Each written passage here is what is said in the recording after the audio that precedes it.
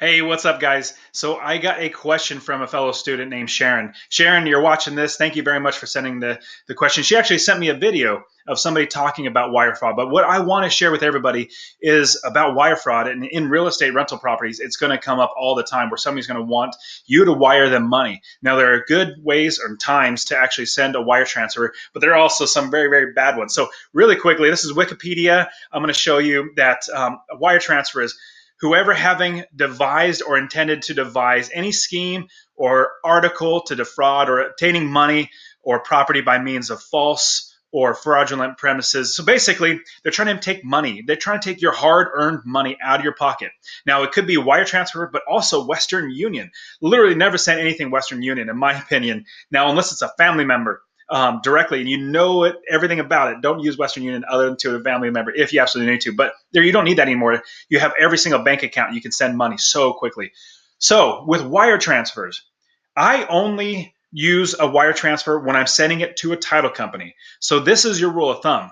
If anybody ever says send a wire transfer for money and it's not a title company, say no.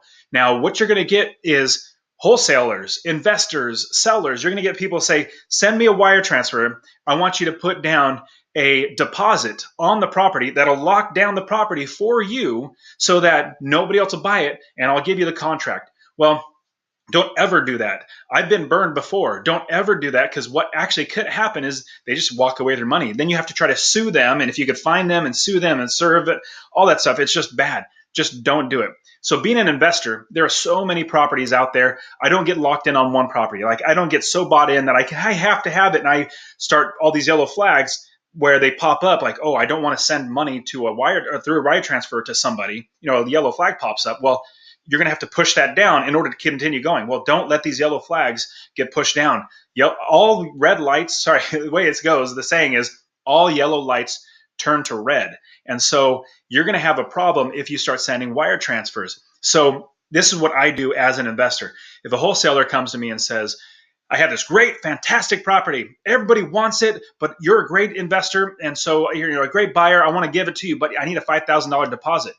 And basically I say, no, I'm a great buyer, and you know that, or if they don't, but I'm a great buyer. I will go through with it. As long as everything's on the up and up, we'll go through with it, but you're not getting a deposit. Give me the contract, and I will get you the purchase if everything goes well like it's supposed to, like you're telling me it is. And just walk away. Literally, don't give them any money. If they want to give you the contract, then great. If not, don't even chance it. There's so many more properties out there. You don't want to chance that issue. So, all right, guys, and Sharon, thanks again for sharing this. But for wire fraud, remember the rule of thumb is, unless you're sending it to a title company who they hold on to your money, they're basically a third-party entity that holds onto your money and then gives it to the next party, the party that you're working with. So a bank transfer or a wire transfer is basically bank to bank. It's not a credit card. And a credit card, you can swipe your credit card, or somebody else takes your credit card number, and you see a false transaction on your statement. Well, you call up your credit card company and say, hey, this is a fraudulent activity, and then they'll figure it out and they'll credit your account, and so you won't have any repercussions. But with a wire transfer, you can't track down that money. That money's gone. So my encouragement is only send it to title companies that you're actually going to be fulfilling all the processes of buying the property, but literally never send a wire transfer even to a title company unless you're 100% ready to lose that money, for buying the property. And if you're going to send it to a wholesaler, expect to lose that money, just in a worst case scenario. So I use wire transfers all the time, but only to title companies. All right, guys, thanks very much for listening. You guys take care, and let's get out there and keep investing and get our lives changed with rental properties.